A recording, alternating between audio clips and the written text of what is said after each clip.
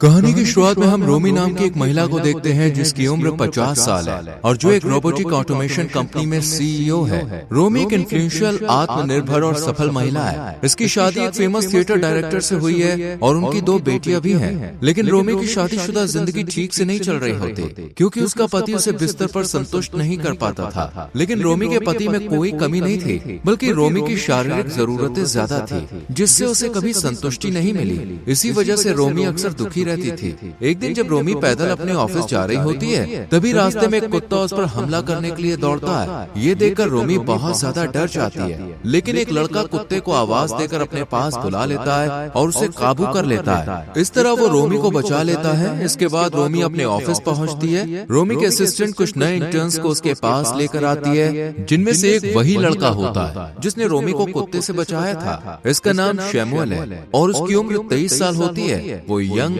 आकर्षक और कॉन्फिडेंट है। यहाँ दोनों एक दूसरे को पहचान लेते हैं। रोमी देखती है कि शैमुअल की एनर्जी बाकी इंटर्न से अलग है। वो बिल्कुल भी झिझकता नहीं है और रोमी के सामने बेखौफ होकर सवाल करता है। इसके बाद ब्रेक के दौरान रोमी शैमुअल से पूछती है, तुमने उस कुत्ते को अपने पास कैसे बुलाया और कैसे शांत किया? इस पर शैमुअल बताता है कि मेरे पास एक कुकी था जिसे मैंने कुत्ते को खिलाकर उसे काबू में कर लिया। रात में रोमी अपने पति के साथ बेड पर होती है, लेकिन वो आज भी उसे खुश नहीं कर पाता। इस वजह से रोमी को वीडियो देखकर अपनी जरूरतें पूरी करनी पड़ती है। फिर अगले ही दिन रोमी अपने पति के साथ ऑफिस में रखी गई एक पार्टी में जाती है जहां बहुत से लोग मौजूद होते हैं और एंजॉय कर रहे होते हैं। सिगरेट पीने के लिए बालकनी में जाती है। तभी शैमुअल उसके पास आता है और कहता है कि मैंने कंपनी के मेंटोरशिप प्रोग्राम में तुम्हें अपना मेंटोर चुना है। लेकिन रोमी को इस बारे में कुछ भी नहीं पता होता, इसलिए वो चुप रहती है। इसके बाद जब रोमी पार्टी में वापस आती है तो उसका पति उसे डांस करने के लिए कहता है, लेकिन रोमी डांस नहीं करती और साइड में जाकर शैमुअल को दूसरी लड़की के साथ डांस करते हुए देखने लगती है। शैमुअल बेफिक्र होकर डांस कर रहा होता है, तभी उसकी टाई खुलकर नीचे गिर जाती है। शैमुअल डांस में इतना इन्वॉल्व था कि उसे कुछ भी पता नहीं चलता। वहीं रोमी बिना पल के झपकाए उसे लगातार देख रही होती है। अगले दिन जब रोमी ऑफिस पहुंचती है तो उसे शैमुअल की टाई जमीन पर गिरी हुई दिखती है। वो उसे उठाकर अपने कैबिन में ले जाती है। फिर वो टाई को सूंघने लगती है और उसे किस भी कर देती है, जैसे वो शैमुअल की ओर आकर्षित हो रही हो। इसके बाद रोमी खुद को जवान और खूबसूरत दिखाने के लिए स्किन ट्रीटमेंट और थेरेपी लेना शुरू कर देती है। अगले दिन जब रोमी अपने कैबिन में जाने के लिए लिफ्ट लेती है तो उसकी मुलाकात शैमुअल से होती है। शैमुअल उससे कहता है कि मेंटोरशिप प्रोग्राम के तहत मुझे आपसे 10 मिनट बात करनी है, लेकिन रोमी जवाब देती है कि मेरे पास इतना समय नहीं है और वहाँ से चली जाती है। हालांकि रोमी के असिस्टेंट उसे शैमुअल से मिलने के लिए मना लेती है, ये कहकर कि इससे लोगों को समझने में मदद मिलेगी और कंपनी को भी फायदा होगा। इसके बाद रोमी शैमुअल के साथ एक मीटिंग करती है। वो कहती है कि तुम्हारे पास सिर्फ 7 मिनट है, जल्दी से अपना सवाल पूछो। शैमुअल रोमी के एक फैसले पर सवाल उठाता है। ये पहली बार होता है कि किसी एम्प्लॉय ने उससे इस तरह से बात की हो। रोमी को ये थोड़ा अजीब लगता है, लेकिन कहीं न कहीं वो इससे प्रभावित भी होती है। जब रोमी गुस्से में वहाँ से जाने लगती है तो शैमुअल उसे रोक लेता है और उसके पास आता है।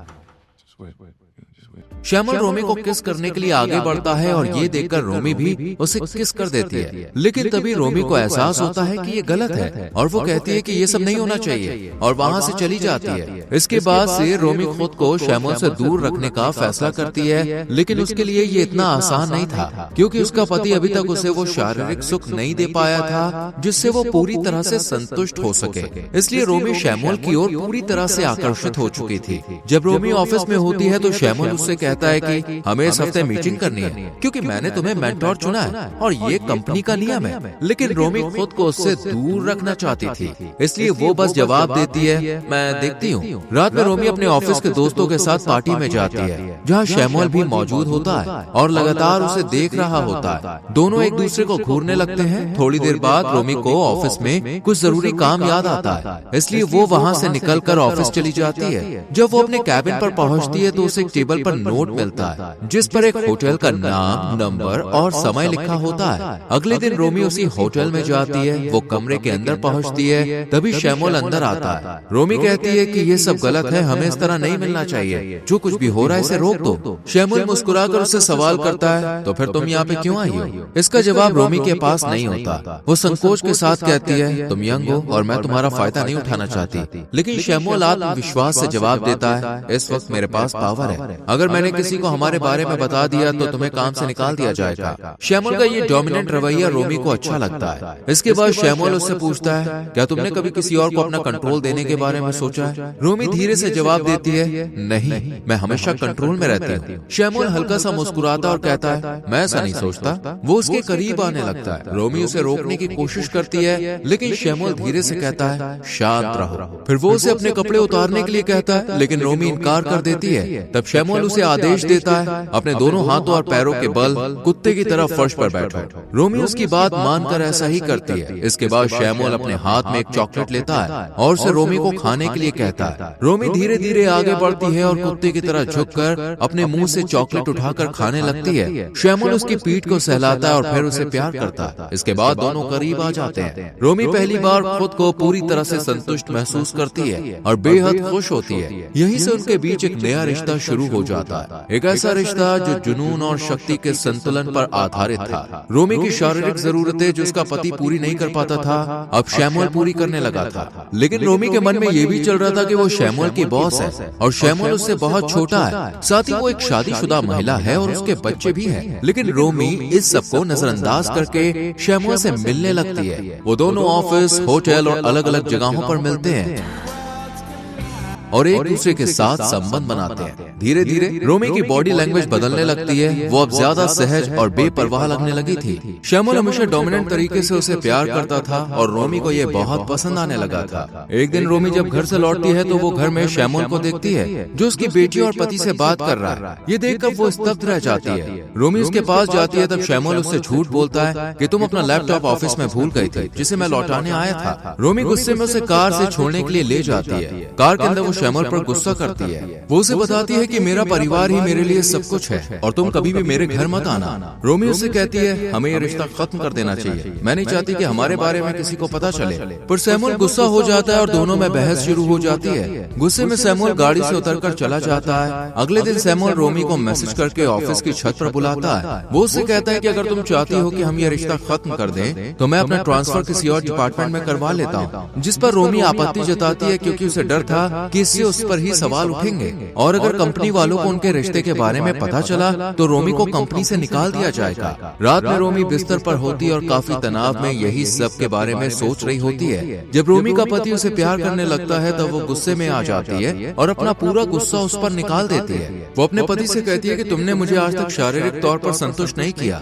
इतना कहकर वो कमरे से बाहर चली जाती है। उसका पति सोचता है कि शायद वो तनाव में ऐसी बातें कर रही है। रोमी हताश होकर बार में जाती है जहाँ शैमुल पार्ट टाइम काम करता है। रोमी उससे बात करने की कोशिश करती है लेकिन वो उससे कोई बात नहीं करता।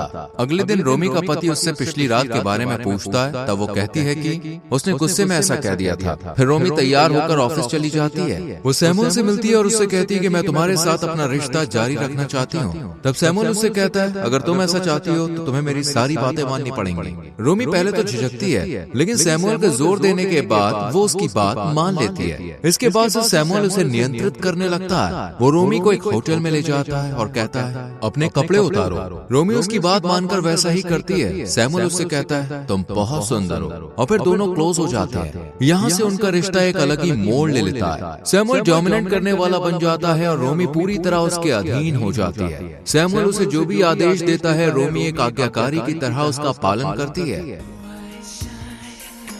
दोनों काफी खुश लग रहे थे। एक दिन रोमी की बेटी के जन्मदिन की पार्टी घर पर चल रही होती है, तभी घर की घंटी बजती है। रोमी दरवाजा खोलती है और देखती है कि उसकी असिस्टेंट आई है जिसे उसने बर्थडे पर बुलाया था। लेकिन असिस्टेंट अपने साथ शैमुल को भी लाई थी। दरअसल शैमुल और रोमी के असिस्टेंट एक दूसरे को डेट कर रहे थे। रोमी के असिस्टेंट उससे पूछती है कि मैं शैमुल को लाई हूँ, इससे कोई दिक्कत तो नहीं है? रोमी बाहर से तो सहज दिखने की कोशिश करती है लेकिन अंदर से बेहद असहज महसूस कर रही थी। रोमी जल्दी से मैसेज करके शैमुल को किचन में बुलाती है और उस पर गुस्सा निकालती है।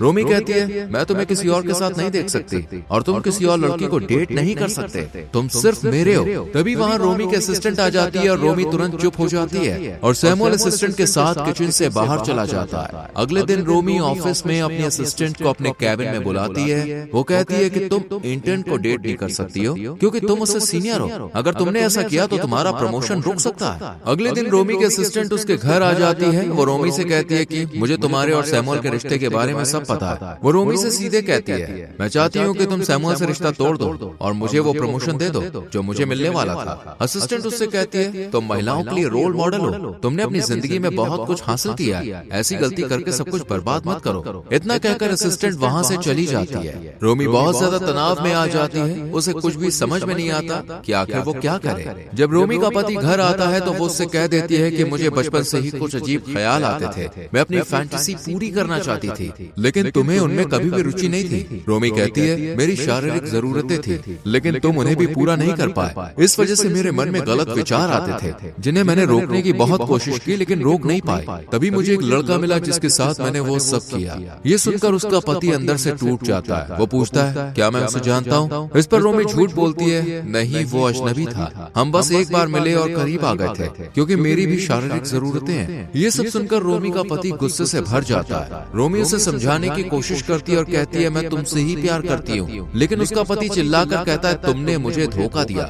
एक बार भी बच्चों के बारे में नहीं सोचा। वो रोमी को घर से निकल जाने के लिए कहता है। रोमी रोते हुए घर से निकलकर दूसरे घर रहने चली जाती है। रात में रोमी देखती है कि पूल में सैमुअल नहा रहा है। वो उसके पास आती है और कहती है कि तुम यहाँ से चले जाओ, लेकिन सैमुअल उसे पानी में खींच लेता है और फिर वो एक दूसरे के करीब आ जाते हैं। इसके बाद दोनों घर के अंदर होते हैं, तभी अचानक रोमी का पति वहाँ आ जाता है। वो रोमी और सैमुअल को साथ देखकर आग बबूला हो जाता है। वो रोमी को यहाँ से ले जाने लगता है, लेकिन सैमुअल बीच में आ जाता है जिससे दोनों के बीच हाथापाई शुरू हो जाती है। रोमी बीच में आकर दोनों को शांत करवाती है। रोमी का पति सैमुअल से कहता है कि मेरी पत्नी ने अपनी फैंटेसी के लिए तुम्हारा इस्तेमाल किया, लेकिन सैमुअल कहता है ऐसा नहीं है। तभी अचानक रोमी के पति को पैनिक अटैक आ जाता है। ये देखकर सैमुअल आगे बढ़कर उसकी मदद करता है और उसे पानी पीने को देता है। उसी पल सैमुअल को एहसास होता है कि वो गलत कर रहा था। वो रोमी के पति से माफी मांगता और वहाँ से चला जाता है। रोमी का पति भी ठीक होने के बाद यहाँ से चला जाता है। वहीं रोमी अपने दूसरे घर में अकेली रह रही थी। कुछ दिनों के बाद उसकी बेटी उसके पास आती है और कहती है कि आपके जाने के बाद पापा घर नहीं आ रहे, वो थिएटर में ही रह रहे हैं और उन्होंने खाना पीना भी छोड़ दिया है। रोमी की बेटी कहती है, उन्हें आपकी जरूरत है माँ, आप घर वापस चलिए, वो आपको माफ कर देंगे।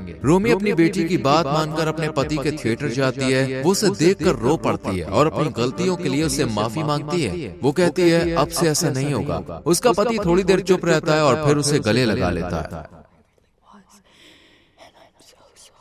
दोनों अपने रिश्ते को एक नई शुरुआत देने का फैसला करते हैं। कुछ दिनों के बाद रोमी ऑफिस में होती है, तभी बोर्ड का एक सदस्य उसके पास आकर कहता है, सैमुअल जापान चला गया है और वहाँ नया काम कर रहा है। वो पूछता है, क्या सैमुअल के जाने से तुम्हारा कोई लेना देना है? रोमी कुछ भी नहीं कहती। तब वो रोमी से कहता है कि आज मैं घर पर अकेला हूँ, तुम आ सकती हो। रोमी समझ जाती है कि उसे उसकी और सैमुअल के बारे में पता है और अब वो उसका फायदा उठाना चाहता है, मगर रोमी साफ साफ कह देती है, मैं तुमसे नहीं डरती और तुम यहाँ से चले जाओ। इसके बाद रोमी अपने पति के साथ अपने घर के बेड पर होती है। उसका पति उसकी फैंटेसी के अनुसार उसे संतुष्ट करने की पूरी कोशिश कर रहा होता है और रोमी को यह सब बेहद अच्छा लग रहा होता है। वो इस पल को पूरी तरह से महसूस करते हुए गहरे ख्यालों में खो जाती है। उसकी कल्पना उसे सैमुअल के साथ होटल के कमरे में ले जाती है, जहाँ सैमुअल रास्ते वाले डॉग के साथ होता है, पर रोमी डॉग की जगह खुद को इमेजिन कर रही होती है, जहाँ सैमुअल उसे प्यार कर रहा होता है। दरअसल सैमुअल से मिलने के बाद रोमी को एहसास हुआ कि जो शारीरिक जरूरतें वो पूरी नहीं कर पा रही थी, वो सैमुअल के जरिए पूरी हुई और सैमुअल ने रोमी को उसकी फैंटेसी का एहसास कराया और रोमी को सैमुअल के साथ रहते हुए ये पता चला कि उसे प्यार के साथ साथ डोमिनेंट तरीका भी पसंद है, जिसकी कल्पना रोमी ने पहले कभी नहीं की थी। और इसी के साथ मूवी खत्म होती है। दोस्तों, अगर आप रोमी के पति की जगह होते तो क्या आप उसे माफ कर देते? करते तो क्यों करते और नहीं करते तो क्यों नहीं? इस पर अपनी राय कमेंट सेक्शन में जरूर दें। वीडियो को लाइक और शेयर करके चैनल को सब्सक्राइब करें और बेल आइकॉन प्रेस करें, जिससे आपसे आने वाली वीडियोस मिस ना हो। मिलते हैं अगली वीडियो में, till then bye bye, take care.